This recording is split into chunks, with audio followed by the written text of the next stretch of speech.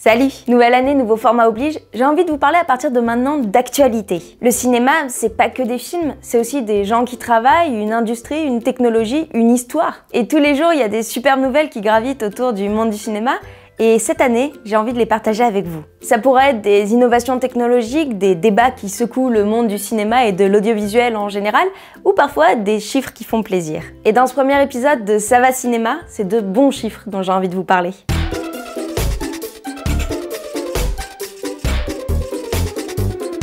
On entend beaucoup des mais plus personne va au cinéma, les salles sont désertées, que va-t-on faire du 7e art ?»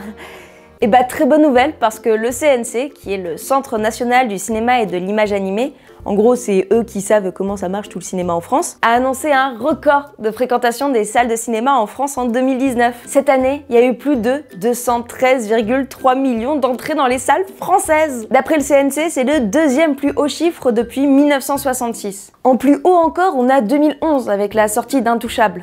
Logique. Donc c'est trop cool, on va pouvoir arrêter de dire que les gens ne vont pas au cinéma. Bon, après, pas tous les gens, bien sûr, et pas pour voir tous les films, évidemment. Alors justement, c'est quoi ces films qui ont fait qu'on a eu une année aussi riche? 2019, c'est quand même l'année de la fin des deux plus grosses sagas de la décennie, avec la sortie de Avengers Endgame et de Star Wars l'Ascension de Skywalker. Mais étonnamment, le film qui a fait le plus d'entrées en France cette année, même si c'est sûrement dû au fait qu'il est sorti pendant la canicule et que les salles de ciné étaient les seuls endroits climatisés, mais enfin bref, c'est le remake du Roi Lion des studios Disney qui comptabilise 10 millions d'entrées. Mais qu'est-ce qu'il en est des films français dans cette histoire? Parce que c'est bien beau d'aller au cinéma, mais si c'est juste pour voir des suites et des remakes, le cinéma il est pas non plus totalement sauvé. Eh bien c'est une suite! Oui.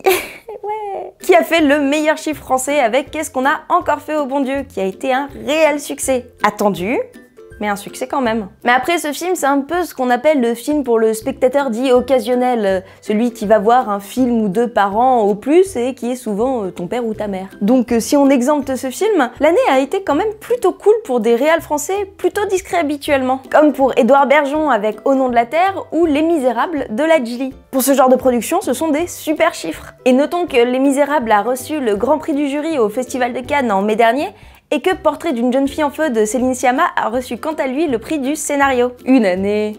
Cocorico. Elle est bien votre présentateur télé, hein. Pour ce qui est des films qui viennent du reste du monde, j'aimerais qu'on salue la Palme d'Or, Parasite, qui comptabilise 1,7 million d'entrées en France, ce qui est énorme pour un film coréen. Énorme! C'est bien beau de dire que les salles sont pleines, mais faut quand même parler du public qui remplissent ces salles. Un très bon article de Télérama, dont je vous mets le lien en description, évoque très justement la disparition des jeunes dans les salles de cinéma en France. En 2019, les spectateurs de moins de 25 ans représentent moins de 28% du public, alors qu'il y a 30 ans, c'était le double. Actuellement, le public de cinéma vieillit, il a pas mal de cheveux blancs et se fait appeler boomer. C'est cette catégorie de personnes nées après la guerre qui a grandi avec le cinéma et lui est tout simplement resté fidèle. C'est pour ça qu'ils sont aujourd'hui plus de 44% des spectateurs en salle. Mais alors, pourquoi les jeunes ne vont plus au cinéma?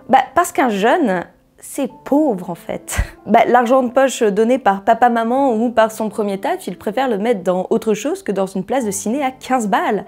Et c'est complètement normal. Comme le dit l'article, c'est le même prix, voire plus parfois, que les plateformes de streaming type Netflix. C'est donc plus rentable d'avoir accès à un catalogue entier depuis son canapé que d'aller voir un film en salle, où il faut aussi compter le déplacement, l'achat des boissons et des friandises, etc. Un coût beaucoup trop élevé pour un public qui n'a finalement pas les moyens. Je pense que les jeunes regardent encore des films, mais juste la sortie au cinéma se perd totalement. Et elle se fait au profit de films très particuliers, qui sont souvent des blockbusters et des films américains, qui représentent plus de 55% des recettes des salles françaises. Mais heureusement, il reste les boomers, qui font quant à eux vivre le cinéma français, comme le montre le succès inattendu de Au nom de la terre cette année. Voilà quand même une superbe année pour le cinéma français et en France. Donc non, le cinéma n'est pas mort, on continue d'aller voir des films, on continue de sortir et d'en profiter, et c'est très bien comme ça. Allez au cinéma. Alors j'ai envie de finir à chaque fois ces petites rubriques en vous conseillant un film qui est sorti ou qui va sortir, et en vous parlant, parce qu'on va pas se centrer non plus tout le temps sur Paris,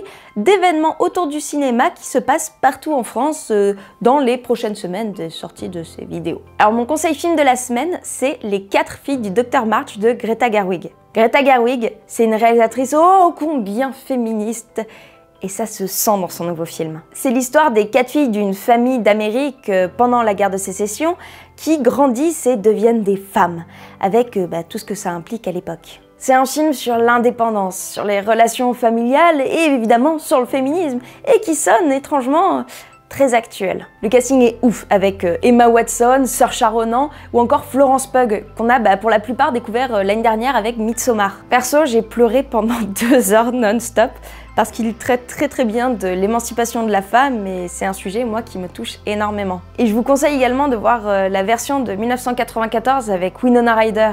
C'est un film qui est très dur, mais super intense et utile. Et d'un côté événement, si vous vivez du côté de l'Isère, il y a un super événement qui fête sa 23e année près de chez vous. Il s'agit du Festival international du film de comédie de l'Alpe d'Huez, qui aura lieu du 14 au 19 janvier 2020. Entre les pistes de ski et le vin chaud à tire-larigot, vous pourrez croiser un jury assez ouf, composé de José Garcia, Sabrina Wazeani et Bob Sinclair. Oui, il y a Bob Sinclair qui sera là. Mais un jury, pourquoi en fait? Eh ben pour regarder des films français qui font rire. Cette année encore, il va y avoir plein de films qui vont être présentés, dont des réalisations de Michel Larocque, Michael Youn, et il y a même un film hors compétition avec Philippe Catherine. Bref, du cinéma français où ça se marre, où ça se bidonne, le tout dans la joie et la bonne humeur, et avec beaucoup de fromage, parce que c'est très important également. Voilà, j'espère que ce format vous a plu et que vous avez appris plein de choses. Si vous voyez des actualités intéressantes sur le cinéma, n'hésitez pas à me les envoyer à cette adresse ou sur Twitter en message privé. Et si vous voulez me soutenir, vous pouvez déjà vous abonner à cette chaîne et venir passer un petit coup d'œil sur mes pages Tipeee et Utip. À très vite!